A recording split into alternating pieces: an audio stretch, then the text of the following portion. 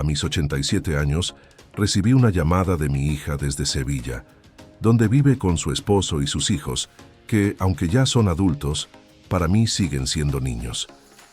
Últimamente, me llama con frecuencia, siempre preocupada por mi bienestar. Quiere saber si estoy comiendo bien, si tomo mis medicinas y si he ido al médico.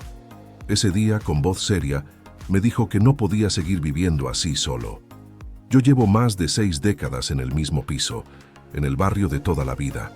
Me mudé allí recién casado con Lola, mi esposa, que falleció hace 5 años y algunos meses. Tras su partida, durante mucho tiempo me despertaba esperando sentir su presencia en la cocina, como si nada hubiera cambiado, pero el silencio siempre me devolvía a la realidad. Mi hija insistió en que debía considerar alternativas, quedarme una temporada con ellos, contratar ayuda en casa o incluso pensar en una residencia, palabra que me resultó extraña y distante. Le prometí que lo pensaría, pero al colgar me quedé inmóvil en el sofá, reflexionando sobre mi futuro. Finalmente acepté pasar unas semanas en su casa. Al principio fue reconfortante. Me prepararon una habitación, mi hija cocinaba para mí y mis nietos me saludaban con cariño al llegar. Después de tanto tiempo en soledad, aquella compañía se sentía como un respiro. Sin embargo, poco a poco empecé a notar que su rutina era muy distinta a la mía. Todos llevaban una vida acelerada, salían temprano, regresaban tarde, y cada uno estaba ocupado con sus propias actividades. Yo no sufría malos tratos, en absoluto, pero me sentía fuera de lugar, como si no encajara en ese ritmo. Mis horarios no coincidían con los suyos, y detalles que podrían parecer insignificantes, como la hora de comer, me hacían sentir que no estaba en mi propio espacio. Un día mi yerno me preguntó amablemente si necesitaba algo del supermercado, pero lo hizo con un tono que me hizo sentir dependiente. Siempre me he manejado solo, incluso cuando mi esposa ya no podía salir, y en ese momento comprendí que, aunque agradecía sus cuidados, no quería que mi identidad se redujera a ser alguien a quien simplemente hay que atender. Después de 3 semanas, decidí regresar a mi hogar. Mi hija se preocupó, pero le aseguré que estaba bien y que prefería mi independencia. Al abrir la puerta de mi apartamento y reconocer ese olor familiar, sentí una profunda tranquilidad. Era mi espacio, el lugar donde podía vivir a mi manera sin que nadie cuestionara cada pequeño detalle de mi día. Aquí podía vivir a mi manera y organizar mis días como quisiera. Aunque a los 87 años la libertad no se siente igual que a los 50. Me fatigaba con más facilidad y a veces la memoria me jugaba malas pasadas. Olvidaba dónde dejaba las llaves, dudaba si había cerrado el gas o si ya había tomado la medicación. Una tarde resbalé en el baño. No fue una caída grave, pero permanecí un rato en el suelo intentando incorporarme y me asaltó un pensamiento inquietante. Si algo así ocurriera de noche, ¿quién se daría cuenta? A partir de entonces mi hija volvió a insistir en que necesitaba apoyo. Propuso que alguien viniera unas horas al día para ayudarme con las compras, la limpieza y las citas médicas. Acepté intentarlo y empezó a venir Patricia, una mujer ecuatoriana muy amable y dedicada. Sin embargo, me costaba acostumbrarme a tener a otra persona reorganizando mis cosas dentro de mi propia casa. No era culpa suya, era yo quien se sentía observado en su propio espacio. Además, el gasto suponía un esfuerzo importante para mi pensión y cuando ella faltaba, enviaban a distintas personas, de modo que tenía que explicar una y otra vez dónde estaba todo. Fue entonces cuando mi hija volvió a mencionar la posibilidad de una residencia. Visitamos una cercana.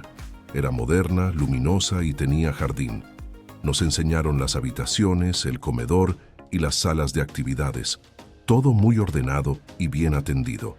Aún así, lo que más percibía eran los horarios estrictos y la rutina marcada. Observé a varios residentes con distintos niveles de dependencia y no pude evitar pensar que, pese a mi edad, todavía era capaz de valerme por mí mismo. Aquella idea me dejó inquieto. Al regresar a casa, me senté en el sofá que había compartido tantas veces con mi esposa y me invadió una tristeza profunda. Lloré por la incertidumbre, por sentir que ninguna alternativa terminaba de encajar y por el temor de quedarme sin opciones claras. Pasaron algunos días en los que no dejaba de darle vueltas al asunto. Una mañana, como de costumbre, bajé a comprar pan y en el portal me encontré con Laura, una vecina joven con 2 hijos pequeños, visiblemente agobiada. Llevaba a uno en el cochecito mientras el mayor lloraba y me explicó que tenía que llevar al pequeño al médico, cuidar del otro, que también estaba enfermo, y al mismo tiempo atender su trabajo desde casa. Sin pensarlo demasiado, le ofrecí ayuda. Le propuse que el niño mayor se quedara conmigo un rato, viendo dibujos, para que ella pudiera organizarse mejor. Cuando le ofrecí ayuda a mi vecina, al principio dudó y trató de rechazarla por cortesía, pero insistí hasta que aceptó. Me dejó a su hijo mayor, Hugo, un niño pequeño y rubio que estaba resfriado. Lo llevé a mi apartamento, encendí la televisión, le di unas galletas y me senté con él. Hacía muchísimo tiempo que no tenía un niño en casa y, aunque la situación era nueva para mí, resultó sorprendentemente agradable.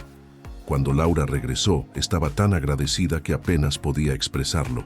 Me dijo que le había resuelto la mañana y en ese momento sentí una satisfacción que llevaba tiempo sin experimentar, la sensación de ser útil. A partir de ese día, empezó a pedirme ayuda de vez en cuando y yo aceptaba con gusto. Algunos días recogía a Hugo en la escuela, mientras que ella, en agradecimiento, me traía compras del supermercado si notaba que necesitaba algo. Su esposo también me echó una mano en tareas de la casa que ya me costaban, como cambiar una bombilla. Sin planearlo, comenzamos a apoyarnos mutuamente y a crear una dinámica cercana, casi como una familia poco convencional. Esa experiencia me hizo observar con más atención a los demás vecinos. Descubrí que muchas personas necesitaban apoyos sencillos, alguien que bajara la basura, que recibiera un paquete o que estuviera pendiente de un familiar por un rato.